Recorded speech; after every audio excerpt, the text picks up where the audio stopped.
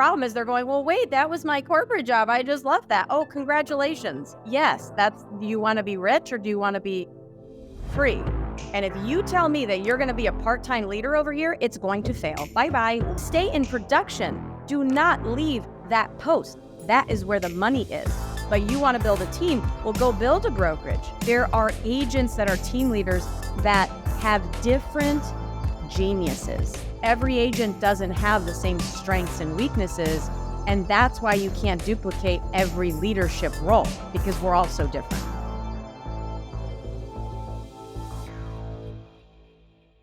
Welcome back to the Reside Platform podcast. I'm really excited because I just had the most exciting and entertaining pre-roll we've ever done. We have Tina Caul. She has 24 years experience in real estate and built the team to number 3 in all of eXp. That's 90,000 agents. They're number 3. Kyle Whistle in San Diego thinks he's ahead of her, but you know what, Kyle, you're number 4. She told me off the roll, and she got over her fear of public speaking, and since then has shared the stage with people like Tony Robbins, Grant Cardone, the CEO and founder of eXp, Glenn Sanford, and even did a TED Talk. She started a big group, 1,300 agents access, and we're going to learn more about that, and you're going to learn how to be successful in real estate and so much more. Tina, I'm really excited to have you. Welcome. Thank you, Nick. I'm excited to be here. So yeah, I enjoyed our conversation pre-podcast. We should have hit record. It was really fun. So what advice would you give a new agent getting into the industry? Well, I mean, a brand new agent, I would say, do not go on YouTube and start going down that rabbit hole of every social media superstar is trying to sell you a course or a this or a that. I would say focus on a foundation. And the foundation is, I believe there's 20 skills that an agent needs to learn. But the top number one is you got into the business for freedom. Take that mindset, throw it down the garbage, flush it, then down the toilet. And you have a job mentality immediately. You work a 9 to 5, maybe a 9 to 8. You're an entrepreneur now. So time management's going to be their biggest challenge because now they're free.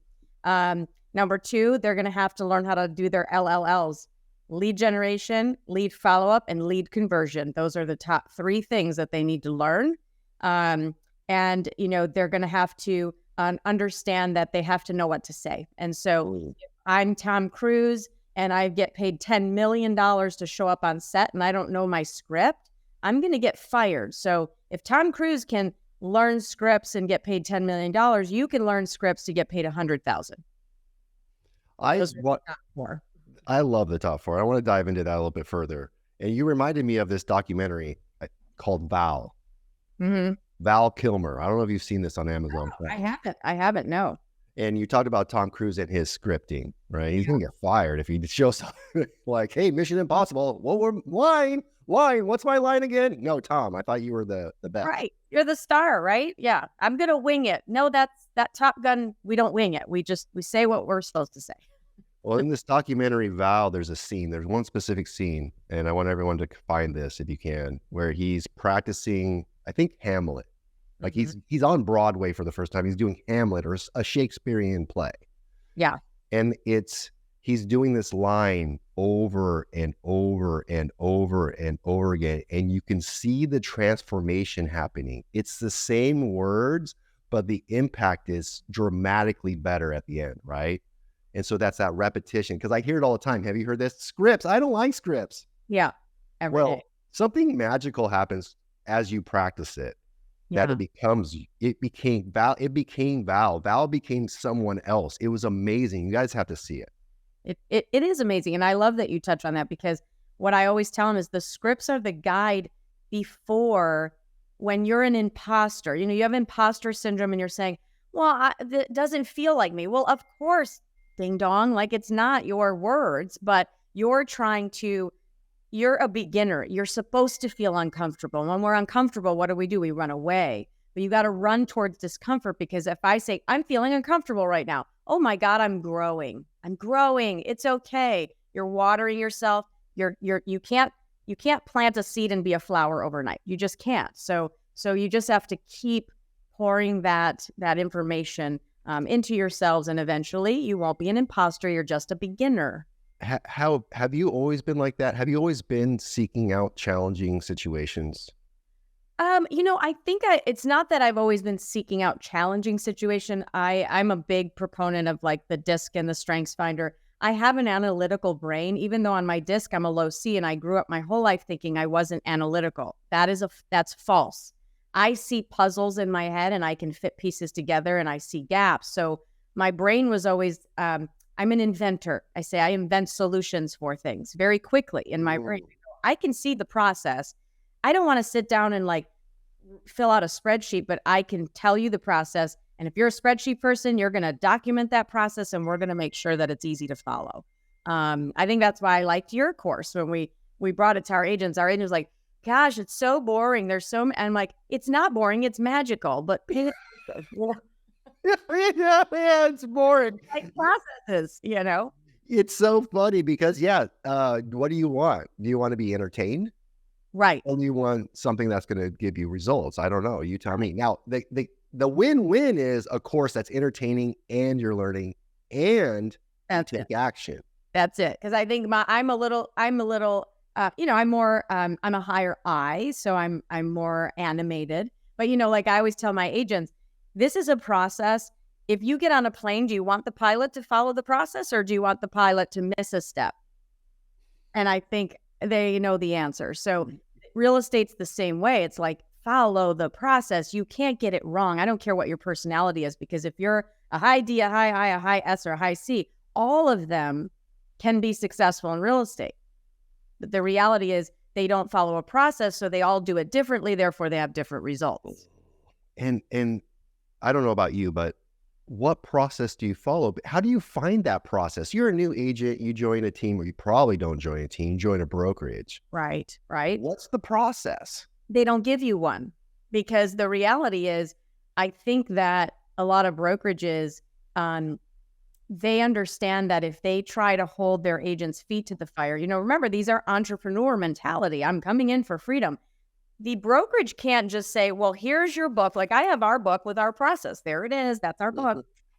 They can't hand an independent contractor a process and say, follow it, because everybody would be out the door. So it's this struggle between, we know that accountability process and time management will cure all of the realtors, but all the realtors race to real estate so they can be, independent, and they're all broke.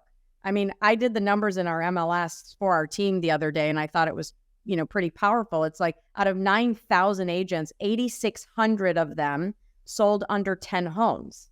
That was mind blowing for our agents. They were like, wait, what? And I'm like, yeah, look. And then of the ones that sold over 30, 75% of those were team leaders.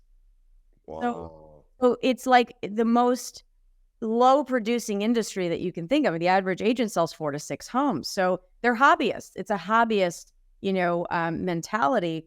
And then people like you and I come in and go, no, we're going to build a business. We need a process. And we embrace repetitious boredom. So we do the same thing every day over and over and over again. Therefore, we get results. So I would rather take a person that's consistent every single day doing it wrong, but doing it, than somebody who does it right one time a week.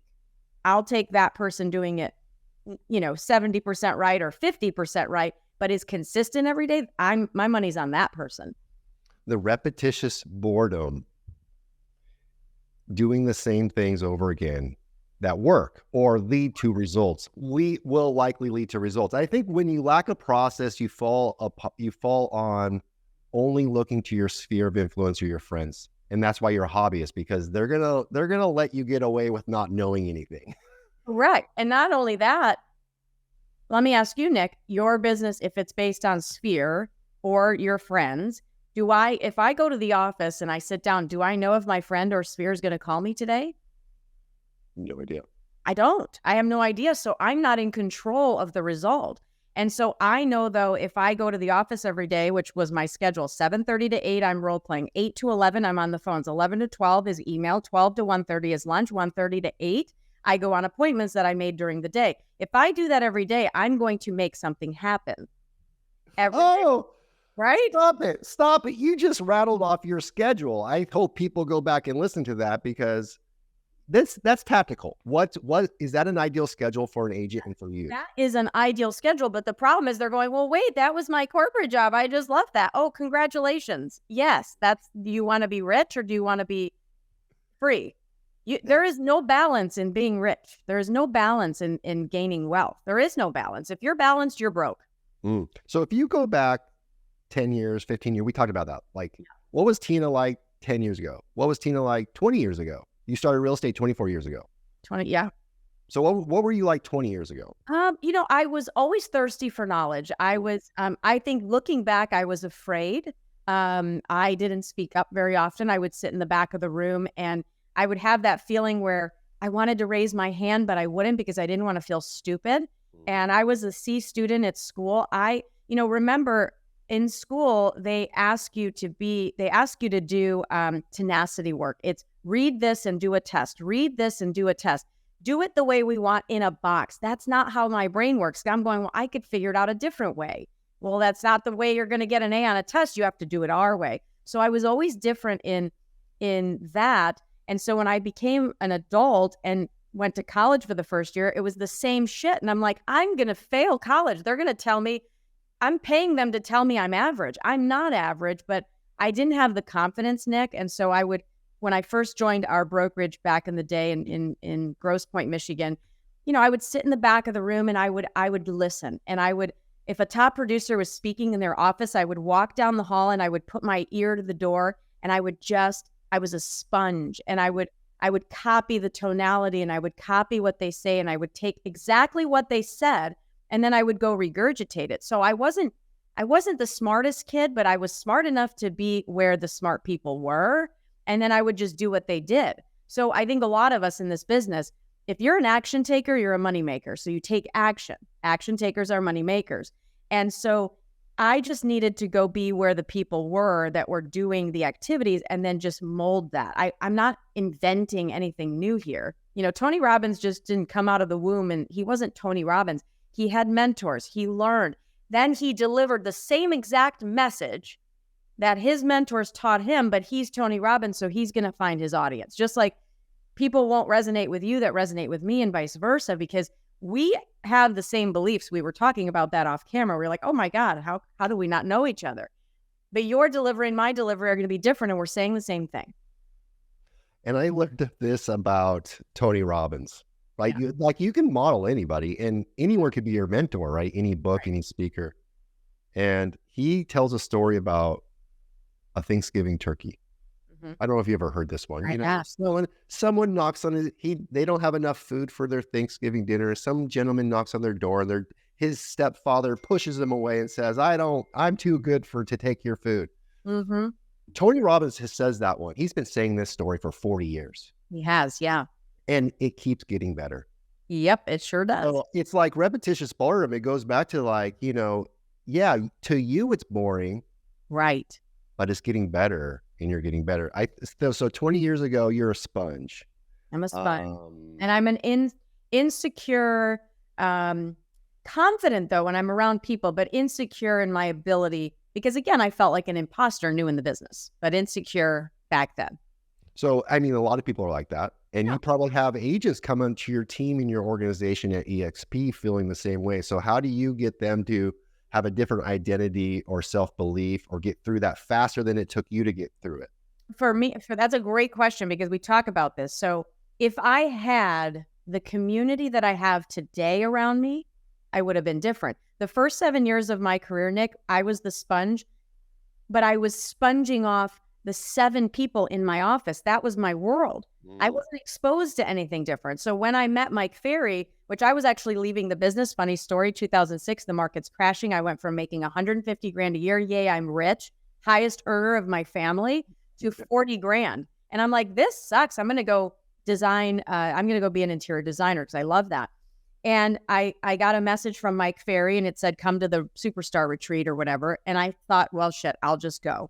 And I met different people. I met people that had a schedule, that had scripts, that had dialogue. And these people are at the front of the room dressed really nice in literally the market's crashing in Detroit. And they're like, I make $300,000 a year. Actually, Jeff Glover was in the room. You know Jeff Glover. Yes. Yes. Jeff and I are buddies. He's up there going, I used to sell furniture. Now I make $250. I'm like, that dude makes $250. I can do this. And so I signed up for coaching right away. And I came home and my husband said, you signed up for $1,000 a month. We're like, we can't afford that. I said, we can't afford not to do it. I said, I'm going back to college and these people are going to teach me something. I just knew in my gut, I'm a gut person. So I knew that if they could do it, I could do it. I just needed the exposure. And that was it. I had the belief in myself because I had the work ethic. So then I went from 2006 to 2007, from 40 grand a year back to 150. And then my coach, Kathy Anderson, who's amazing at the time, said, what is your big, hairy goal? Your WIG, right? Your wildly important goal. And I said, to get the hell out of Michigan because the wind hurts my face 6 months out of the year and there's no sunshine. And so she said, fine, where would you go? I said, North Carolina, because I grew up going there and I had an uncle that lived there. And within a year, she said, when? I said, well, I don't know, maybe a couple of years. She said, no, when? I said, within 1 year. And we were there within 9 months. We sold everything and we moved to North Carolina in 2010 and started over. Is that how you increase your sales price? Yes. I was doing. So I gotta pause for a second because this is what we were talking about off. I said to Tina, I said, well, you sold 850 homes last 12 months or last year. That's more than me, but here, let me give you an excuse. And you give Tina an excuse, she whacks it like out of the park. I said, in my MLS, you have to understand, only 66 homes sold last month. Our team sold 30 of them. And she goes, yeah, I know. I hear about your market share. I go, yeah, but it's only 66 homes. She said, so what? Move. You're not a. I was like, what? What? She said, I moved. Tell that story. So you moved.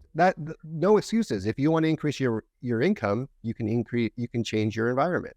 You can move, and yeah. So we packed up. My husband actually was in car sales. He was a finance manager for 20 years, and we got him licensed. We got his feet wet in Michigan a little bit on real estate. He sold 7 homes his first month because he followed scripts. Wow. 7 under contract. As a brand new agent. And then we said, well, let's get out of here. If we could do this here, we could do it anywhere. So we moved. And the first 6 months, though, funny story, my mindset was not right, Nick. I was in a new environment. I wasn't the queen anymore. I didn't know the roads. I couldn't get out of my driveway to go to Starbucks without a GPS. And that was when GPSs were just starting, about 15 years ago. The dash mounted one with the big suction cup. And so I was like freaking out. And I'm like, they have accents here. They know I'm not from here. I just lost my ego took over and I sold 1 home in 6 months. And we were like, we came with 90 grand to our name. We had no net worth. We had $90,000 in the bank.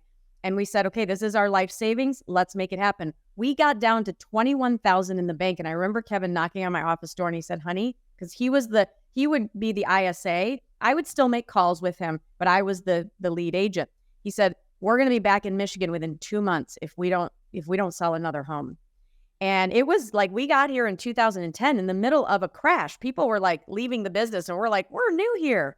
And so anyway, I started to change my mindset. I went back to chanting affirmations, putting up my dream board. And within another 6-month period, we sold 36 homes. So it was just a shift in, oh shit, my back's up against the wall, burn the boats. We're not going back. We're burning the boats because I will be a Walmart greeter before I go back to Michigan. And so I sold 36 homes, then 55 homes, then 85 homes, then 103 homes the 4th year there. And that's when I started to say, gosh, I am not leveraged. If, most agents don't understand, they have a job. They're the highest income earner of their family. But if they stop working, they don't have a business. And that's where I think the industry fails us because they give us you're an entrepreneur. Good for you. You don't have to be accountable. And now you're broke. And don't treat it like a job, just treat it like a hobby. It's terrible. So after that, selling 130 homes for 4 more years, I went, okay, this is my max. But if I die or get hurt or can't talk anymore and can't service a customer, my family, we didn't build anything. I just had a good job. So that's when I started to build a team. And I didn't know what I was getting into because, I tell people now, when you're building a team, you actually are asking to build a brokerage, and they don't tell you that. They don't tell you that in real estate school. And your friends that own teams don't tell you that either, so. Yeah, we were just, that's an amazing story. You get productive and successful, and then you realize, wait a second, there's no way off this treadmill. I have to continue to run, because in real estate, you're always 90 days away from being broke. Agreed. Yes. You know, your pipeline of escrows or under contracts, it's only 90 days out unless you're doing new construction. Correct. You know, it's like 12 months out. Correct. And so how are you going to leverage yourself in actually own a business? So you built a team, but talk to me more about calling it a brokerage, because I think people need to hear this when it comes to a team. Yeah. You know, people What's will. the difference between thinking you own a team and a brokerage? So for me, like the mentality is, you know, I was an independent agent working under a brokerage, right? So they gave me their branding. I work for Remax. Fine. I use their sign. I use their branding, and they're trying to convince me that the balloon brought me all this business.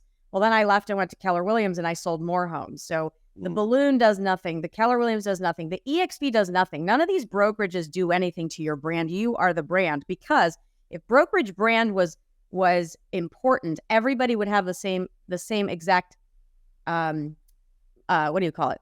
Success, right? So I, with Remax, I'm selling 100. Why is Susie selling 12? She has the same access. So I finally started to believe that, okay, they're just telling us their story. I'm the brand. So I built Caul Group. That was my brand. Everything at Remax was Caul Group, Caul Group, Caul Group. Same with Keller, same with eXp. So I built the brand, and then I realized that the team is actually, like when I was at Keller, my team was actually a competitor of Keller Williams, because I was not the avatar they were looking for. They're looking for the average agent, because I almost bought a Keller Williams office. And when I saw the dark side of brokerage, I went, oh God, this is like the human exchange business on the back end. When you look at broker metrics and you're like, what they talk about behind the closed door is different. Yes. They're like, I got net 4 agents. I hired 10. I ended up with 2. And you started to see the brokerages exchanging bodies. And I was like, this is an icky business. And so when you start to see that, you go, okay, so my team is actually recruiting agents to be on the team, but Keller Williams is also recruiting those same agents. And so I believe teams that function as brokerages are team ridges. We've heard that term now. Tom Ferry's using it. Jeff Glover's we all use it. So team ridges. That's truly what we're building. We're building a team that functions as a brokerage. So my job as a team leader and a brokerage owner is to bring an agent in and say, hey, I'm going to give you more value than your brokerage at Remax or Keller Williams or whatever can give you, but I'm going to charge you more. So we're going to have a commission share, right? So we're sharing commissions here, and you're going to take half of my business. I'm going to literally gift you half. You know, on Shark Tank, when you're standing there and they're like, how much of the business are you going to give me? 10%, 20% in perpetuity? Well, where have you ever seen a Shark Tank deal go down with half? And then you have agents coming and going, I want 70% of your business. Really? It's not going to happen, because it's not going to be profitable. So my job is profit first on a team. And this is where the shift was, Nick, with me and my team. I have an open P&L. So my agents see that I'm a volume-based business now. I sell more homes than I did as an independent agent. I sold 130. I made $7,000 a commission. I made $700,000 net. As a team leader, we sell 1,000 homes. I make $2,200 a transaction. I make $2.2 million net. That's because I'm a volume-based business. So when you're an independent agent, you are not a volume-based business. You're making more per deal, but you have less deals. When you join a team, you're now making a little less per deal, but you're getting volume that you never would have had. So you're making more money.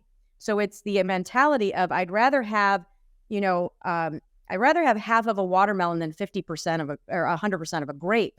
And they don't get that they're a volume-based business when they join a team. 100% of 50% of a watermelon or 100% of a grape. Yeah, because if you look at the splits too, if you think you're talking about splits, is like all my agents make more per deal than I do. They do. Yeah. When you factor in expenses, overhead, labor. Now, there's a great book written in 1776 called The Wealth of Nations by Adam Smith. It was like the first book about economies. Yeah. Right. Yeah. And when you read this book, and I'll save you the time, it's 1,400 pages. There's only 3 parts to a business: labor, rent, and profit. Right. Now, you can add in marketing and expenses like that. Sure. But I want to dive into this brokerage side of the business, because it's interesting. I didn't know when I started my team, I just started a brokerage. Right. I was like, okay, I want to start a team because I love teamwork. And versus that brokerage, like, let's just get agent model. I really want to be in there with them, and I want to see them grow. And I want that synergy, and I want that excitement and that energy. That's just what I wanted in my life. Yeah. And so I started a brokerage, which forced me to do lots of things that I think teams aren't forced to do, like licensing, regulations, knowing the laws in and out, knowing how to activate and deactivate licenses, knowing requirements, building systems for my brokerage, like deal management, transaction management. Okay, so Tina, with all those things, right? Because if you're going to start, if your mindset's a brokerage, it's a lot bigger task than, hey, let me just get a couple team members. Exactly. So it changes your mindset. So what if I'm changing my mindset today? I'm running a team and I'm not going to open my own brokerage. You're at eXp. You don't have to do that. No. But I'm going to change my mindset to a brokerage owner mindset. Yeah. What documents do I have to have in place? Like what, like a constitution, a bill of rights. There's so many things that you have to have in place. And I think that a lot of times agents they're just trying to plug a pain point, and their pain point is their time. And they think that by bringing in agents, they're going to fill that. So I always tell agents this, because I like to simplify things. Because if you start talking about, you need operating manuals and SOPs and all the things, they're going to be like, what's an SOP? Right. SOB? No, SOP. Yeah. I had that happen to me the other day. I said SOP and they said, what? Yeah. So I think it's this is the mentality. When I'm training and coaching agents that are building a team, which is basically a brokerage, I said, right now, you're the sole income earner of your team, right? So maybe you have 2 agents, I don't know, but you're the breadwinner. You're bringing in, I don't know, $500,000, $600,000 a year. Over here, you are building a Dairy Queen. Do you have time, Nick, selling 100 homes a year to go build a Dairy Queen or open a restaurant right now? And they go, no. I said, that's what a team is. You're building a second business. And if you tell me that you're going to be a part-time leader over here, it's going to fail. Bye-bye. It's going to fail. So it's very simple. You're a team leader. You're an independent agent that's ready to build a team because you want leverage. Okay. Are you ready to open a restaurant? Because there's going to be systems, processes, employees. You're opening a restaurant. If you tell me you don't have time to run a restaurant, you don't have time to build a team. So stop it right now and get ready. So this is how I teach them is you have to hire the person, the operational manager, the team leader, the second you to run the brokerage, because that is how you scale. You have to keep funneling the money over here for your second business over here until this business makes more money than you make and you can feel secure walking away. And that's how I did it. I didn't walk away from my income and say, I'm going to go be a team leader now. I'm going to be out of production. No, stay in production. Do not leave that post. That is where the money is. But you want to build a team, well, go build a brokerage. But you better hire the staff and the infrastructure to build it before you say bye-bye to your production, because you're going to be unprofitable and another statistic of team leader. Right. Or you put your production in the team books, and it looks like you're making money, but all you did was take a pay cut. Exactly. So, right? Because I make money. Really? Take your production out of the P&L, profit and loss, everybody. So Tina, it's almost like what I'm hearing you say is it's almost like an agent's coming to me to join my team. It's like, Nick, I want to join your team, or Tina, I want to join your team, but I have a full-time job over here. I'm working in the healthcare industry, or I'm a server, I'm a waitress, I'm selling cars, and I want to do your team part-time just until I get enough momentum to switch over. Yep. You say to that agent, right? Not going to work. Not going to work. Right? Now, is it possible? It's possible. It's possible. There's anomalies out there. But I haven't really seen it transition well. No. So it's the same thing with a top producer wanting to join a team. It's like, when are you going to go all in on the team? Exactly. And so how do you do that? You're saying you gotta have enough capital to hire somebody. Correct. It's basically, I always say, like, I look at their financials and we sit down and we say, let's open this second business. It's really that mentality. I got to get them there to say, let's open this second business. Let's open this brokerage. We're opening a brokerage right now. here are the pieces that you need operationally, staffing, marketing. This is what you need to open your brokerage. It's not just bringing bodies in. Like, I brought bodies in. My first agent that's been with me 10 years, she's still there today, thank God. So I don't know if that just means that she is nuts or she likes our leadership, but either way, it's really, it was filling a pain point for me. But when I had the 2 agents, here's how I failed them. I didn't have good team meetings. I didn't have enough time to train them. I wasn't a good leader with 2 agents. When I moved from Remax to Keller and I said, I'm building a team, I read the red book and I was like, okay, we're going to build this team. I started to realize right then and there, oh my God, this is 2 businesses. And I had that mentality a long time ago. And I said, I am not going to fail. I hired Pam Saxman, amazing woman. She came and she was the operations manager, the team leader. She recruited, she trained those agents. She taught them everything in this book. She literally taught them everything from time management, prospecting, lead follow-up, listing presentation, pricing property. I just gave her my brain and she duplicated it. And then I was there to come in and inspire and lead and help and do the thing. But I didn't get out of production. I started the team in 2014. I didn't get out of production until, I hired Pam in 2017. So I flailed through it for a few years with a couple agents. And then I said, I'm going all in. So I hired Pam in 2018.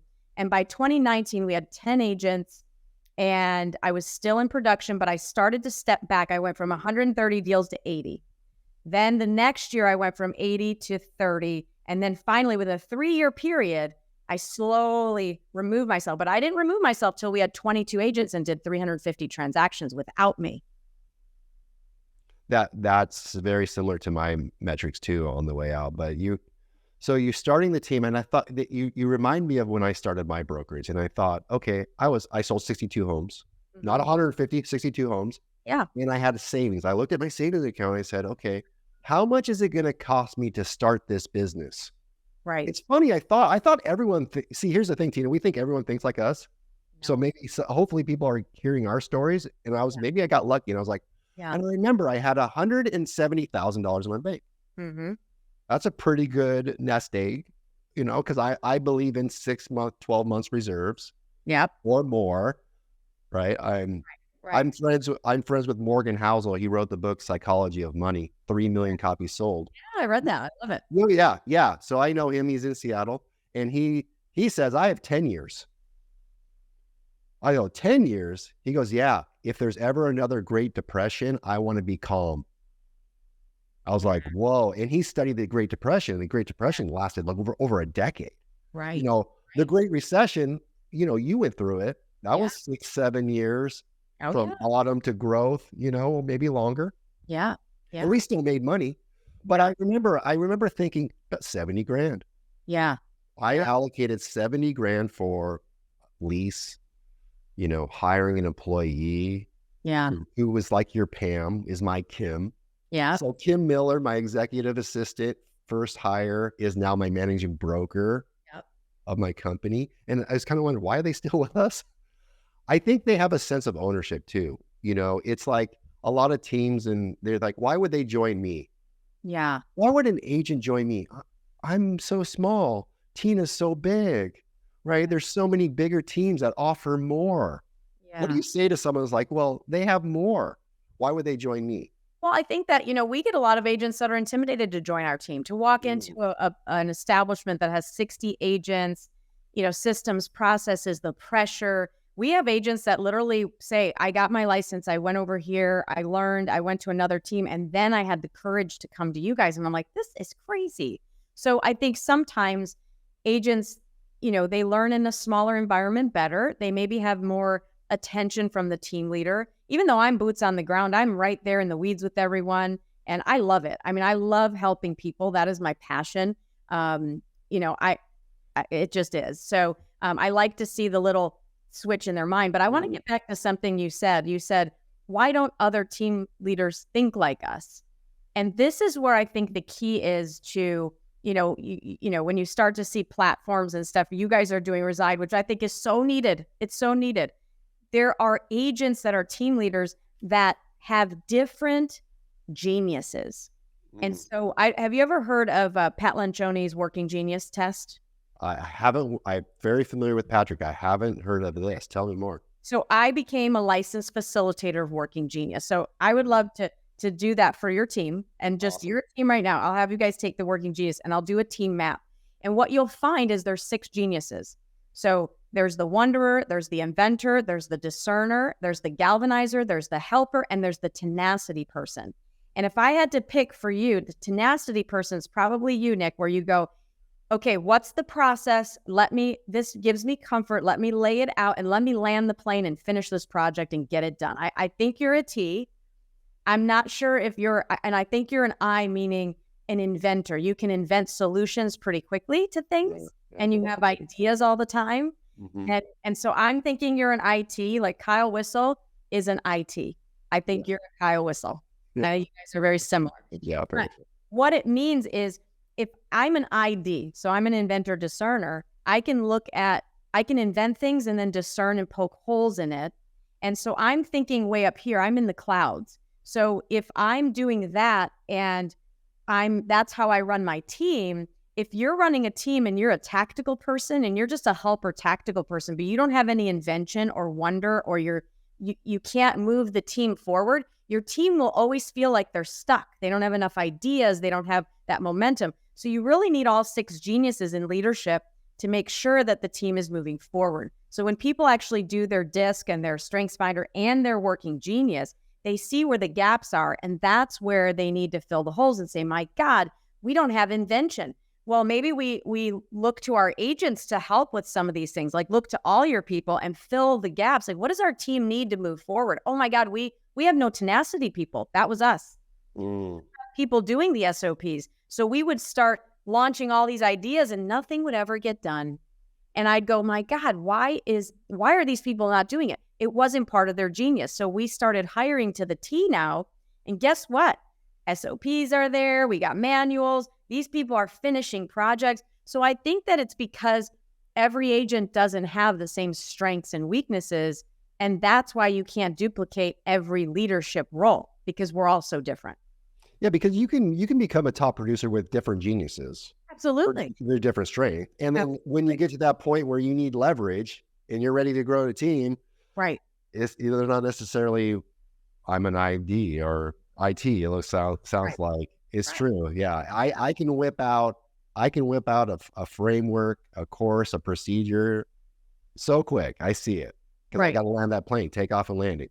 I never take off unless I know how to land. So Tina, this has been really amazing. I think we could go for another hour or two. We'd love to have you back at some point to talk about Kobe Bryant and Malmo, because you just quoted him off air, which was awesome. So Tina, how do people reach out to you, get to know you, follow you?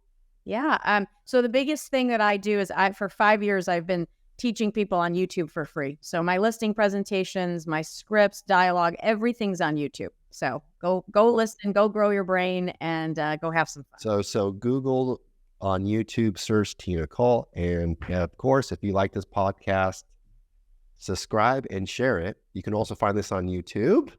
If you're listening to this on Spotify or iTunes. And really enjoyed this conversation, wide-ranging conversation with lots of nuggets, tactical advice. You promise you deliver tactical things, and you did that. You also told me don't give more than 1, and you gave 10. So it sounds like people need to go back and listen to it again, because you said if you give more than 1, the chances are they're not going to remember them. Well, or so we gave 10, what's the one thing they're going to do in the process to move the needle forward? Don't look at all 10, write them down, because if they're good for you, write them down. But which one are you going to go implement? Yeah, that's right. So that's the key. Of the 10, which one can we implement and take action upon immediately? And I say that in goal setting. It's like, okay, you never leave a goal setting workshop or setting a goal without making the immediate next step. Exactly. I don't care how small it is. Do something now. Yeah, it's the little movement that wins, right? Those little wins every day. So what are your daily wins? I look at daily wins. I don't care about your goals a year from now. What is your daily win? How did you crush the day? Well, I love this conversation. Thanks, Tina, so much. I'm So going to shoot it back to guys, next time.